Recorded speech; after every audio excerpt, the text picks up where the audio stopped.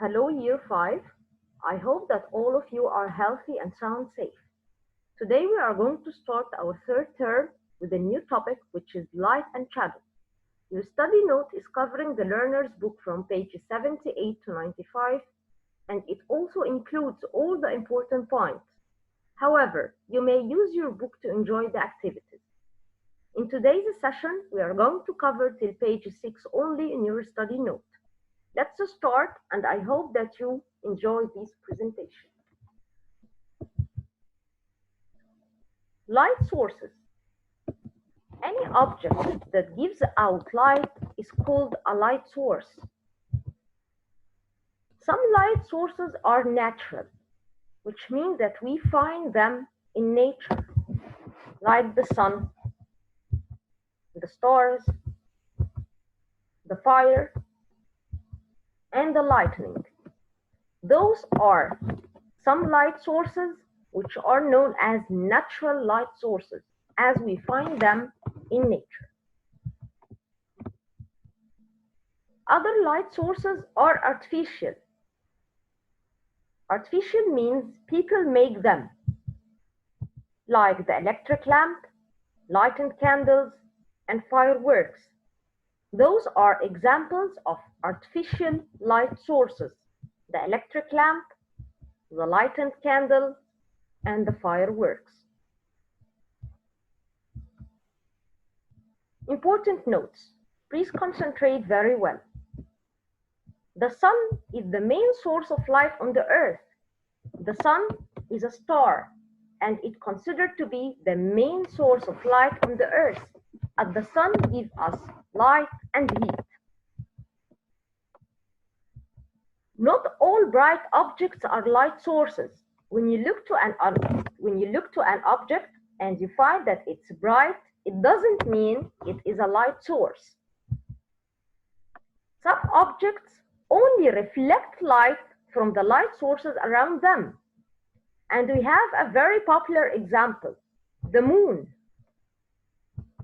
The moon is the brightest object in the night sky. Look at the picture, it's very bright, but it doesn't give out any light of its own. It's not a light source. So why it look like a bright object? Because it only reflects the sunlight. One more time, the moon does not give out any light of its own. It's not a light source. It seems bright because it only reflects sunlight. Mirrors and shiny objects are not sources of light too. In those two pictures, there is mirror and diamonds. They look bright and very shiny, but they are not sources of light. They just reflect the light.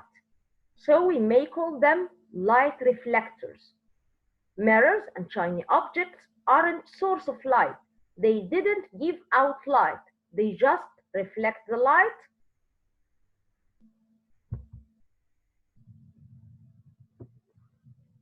As we are speaking about the bright moon, we should know what's meant by brightness. The brightness of light means the strength of light. In other words, the light intensity. The light intensity indicates how strong is the light. The light sources around us vary in brightness. Vary means they have differences. Not all light sources have the same brightness. Some sources of light can be bright, which means they give out strong light, while some sources can be dim. They give out weak light. For example, some lamps give a dimmer light than others.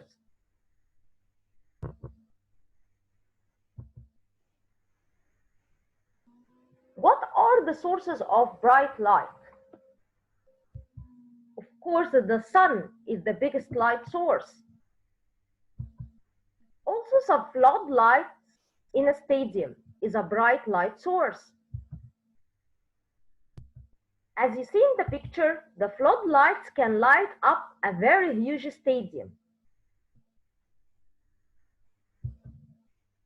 What about the sources of dim light?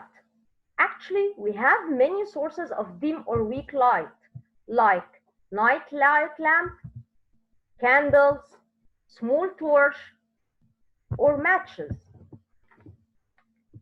Those are sources of dim light. While we are speaking about brightness, don't you think how we could measure it? How we could know if the light is bright or dim? How can we adjust the brightness of light? There is a device that we use to measure the brightness of light. It's called light meter. Light meters help photographers and filmmakers to adjust the settings on their cameras. Adjust means change. Photographers and filmmakers can change the settings of their cameras. And by this way, their image will not be too light with a much brightness or too dark, very dim.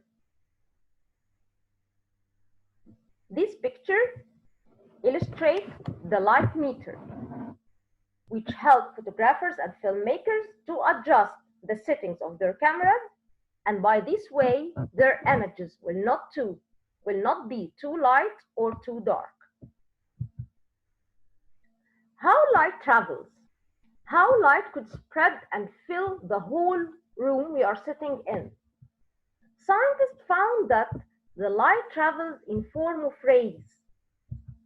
These light rays cannot bend around objects, so they conclude that light travels in straight lines. Please concentrate, it's a very important note. Light travels in a straight line. Take a focused look on this picture. Here is a flashlight where a beam of light is emitted. You will find out that light rays are traveled in straight lines, neither curved nor zigzag. You also have to note the arrow's directions. These directions indicate from where the light is emitted, and as shown in the picture, light is emitted or goes out from the flashlight, so the arrows are directed to the right or away from the flashlight.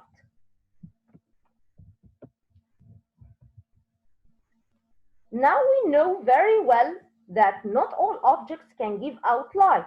So how we could see different objects while they didn't give out light? The answer is by reflections.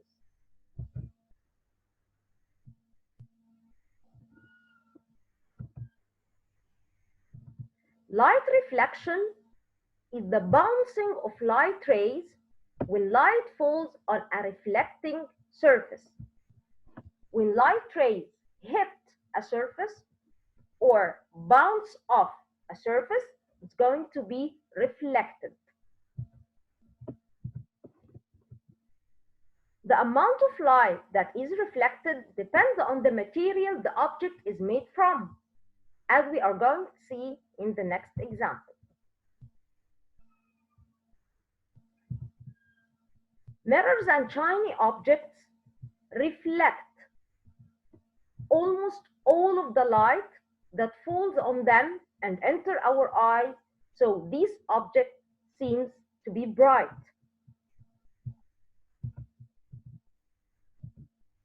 As illustrated in the following picture, you would see that almost all the light rays fall on the surface were reflected.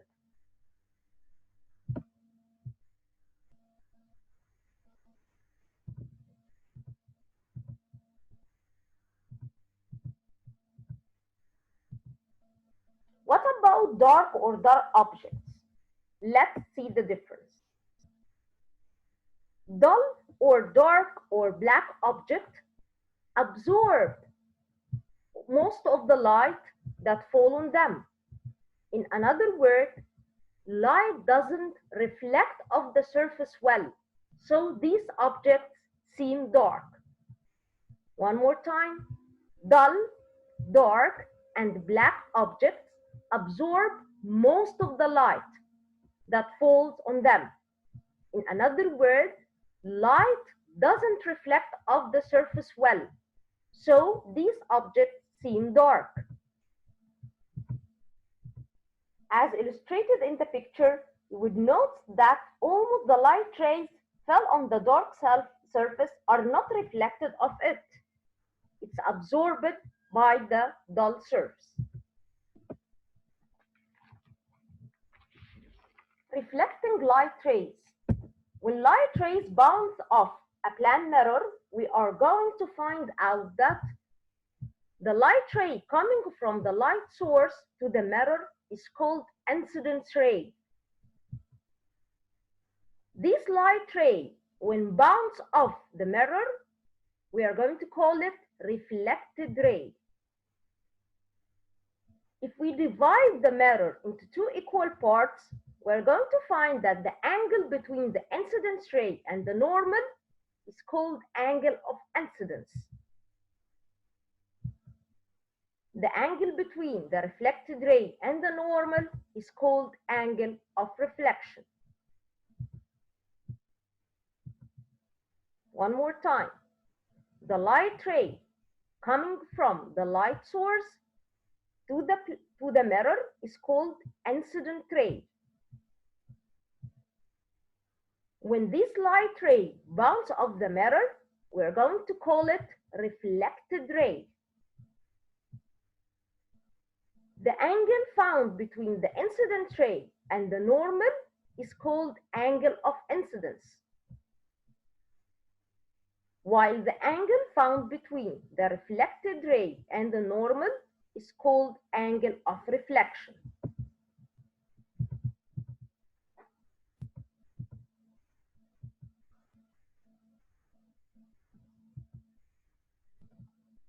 Don't you notice anything about the angles? Yes, the angles are equal. This led us to the law of reflection, which states that angle of incidence must be equal to the angle of reflection. So please take care when you ask it to draw the angles, you must use a protractor to draw them equally. At this slide, our today's session is ended. Please write down all your questions in a piece of paper so we can discuss them later on Thursday during the online session. And don't forget that your today's homework will be in your workbook, pages 43, 45, and 46. By next Wednesday, a model answer will be sent to you so you can check your answers easily. Thank you so much, my lovely students, for your concentration, and see you the next session. Goodbye.